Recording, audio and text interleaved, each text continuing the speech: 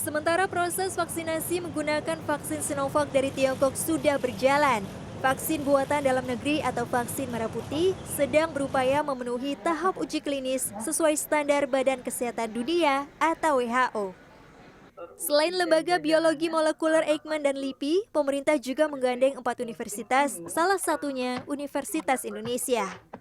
Dalam diskusi daring tentang perkembangan vaksin merah putih yang berlangsung Jumat pagi, Ketua Tim Pengembang Vaksin Merah Putih Universitas Indonesia, Dr. Budiman Bella mengungkapkan, saat ini tahapan pengembangan vaksin COVID dalam negeri baru sampai tahap pertama dari 3 tahap, yaitu pada tahap penelitian dan pengembangan. Vaksin merah putih sendiri dikembangkan dengan menggunakan platform seperti protein rekombinan, DNA, dan RNA. Sebagai perbandingan, vaksin Sinovac menggunakan inactivated virus atau virus yang dilemahkan.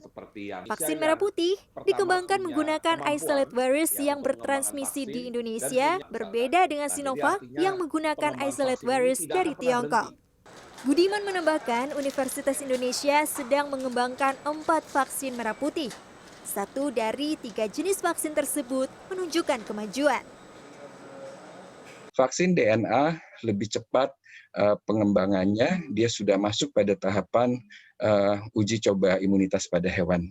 Coba ini sudah terjadi, bahkan sudah terjadi beberapa bulan yang lalu, dan saat ini kita sebetulnya masuk kepada stabilitas dan efisiensi produksi, jadi menilai bagaimana kita membuat produksinya lebih tinggi, efisien dalam hal ini. Kalau stabilitas kita tidak terlalu takut tentunya dengan vaksin DNA, dan nantinya harus dibuat preparasi yang baik untuk uji preklinik dan uji klinik. Sementara vaksin RNA vaksin protein subunit rekombinan dan vaksin VLP yang kami kembangkan masih pada tahapan konstruksi DNA rekombinan. Untuk vaksin RNA sebentar lagi mungkin selesai, tapi untuk vaksin subunit rekombinan dan VLP masih butuh waktu.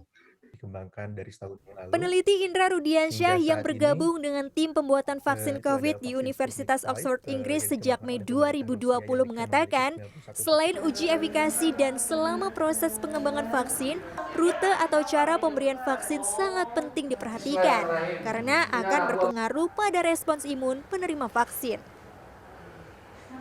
Beberapa rekan di lab saya melakukan penelitian lain untuk memberikan vaksin ini secara intranasal. Nah, jadi dibandingkan antara hewan atau hamster atau rhesus macaca yang diberikan vaksin secara intranasal dibandingkan dengan yang intramuskuler. Nah, dari hasil ini diketahui bahwa ternyata pemberian secara intranasal itu dapat mereduksi jumlah transmisi virus. Nah, mungkin nanti ke depannya di Indonesia jika kita ingin melakukan uji klinis, kita bisa memikirkan bagaimana rute administrasi yang seharusnya diberikan seperti itu. Karena hampir semua vaksin yang di-roll out sekarang diberikan secara intramuskular. Selain itu, berdasarkan data imunologis, penyakit ketika kita terinfeksi respiratory disease, biasanya tubuh kita akan merespon dengan cara memberikan respon imun sistemik, biasanya IgG, dan juga respon imun lokal, biasanya secretory IgA. Nah, dalam kasus COVID-19 ini, kita bisa lihat juga di orang-orang yang terinfeksi secara natural, mereka menghasilkan IgA, IgG, dan IgA. Namun dalam vaksin, dalam volunteer, dalam orang-orang yang telah diberikan vaksin, kita tidak melihat adanya IgA sama sekali. Nah, itu ternyata rute pemberian sangat berpengaruh terhadap respon imun yang ingin kita induksi. Pengembangan vaksin merupakan proses jangka panjang. Menteri Riset dan Teknologi Bambang Brojonegoro mengatakan, kolaborasi swasta, peneliti, dan universitas sangat berpengaruh pada kebijakan jangka panjang pengembangan vaksin di Indonesia. Tax deduction ini akan memberikan insentif kepada dunia usaha yang mau terlibat di dalam penelitian. Dan ini akan mendorong langsung kerjasama antara dunia usaha dengan penelitian. Ya. Seperti pada proposal-proposal yang sudah masuk ke meja saya untuk tax deduction, semuanya penelitiannya diinisiasi oleh dunia usaha atau swasta, BUMN atau swasta murni, dan kemudian berpartner dengan lembaga penelitian. Bisa dalam bentuk lembaga penelitian, misalkan Litbang KL, maupun dengan universitas. Dan saya yakin mudah-mudahan ini menjadi awal yang baik, bahwa kerjasamanya terjadi secara natural, dan bukan dipaksakan apalagi harus melalui proses matchmaking yang kadang-kadang tidak mudah untuk bisa diselesaikan.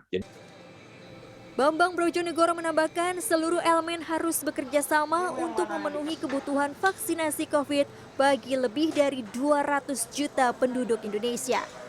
Vina Nabila, CNN Indonesia.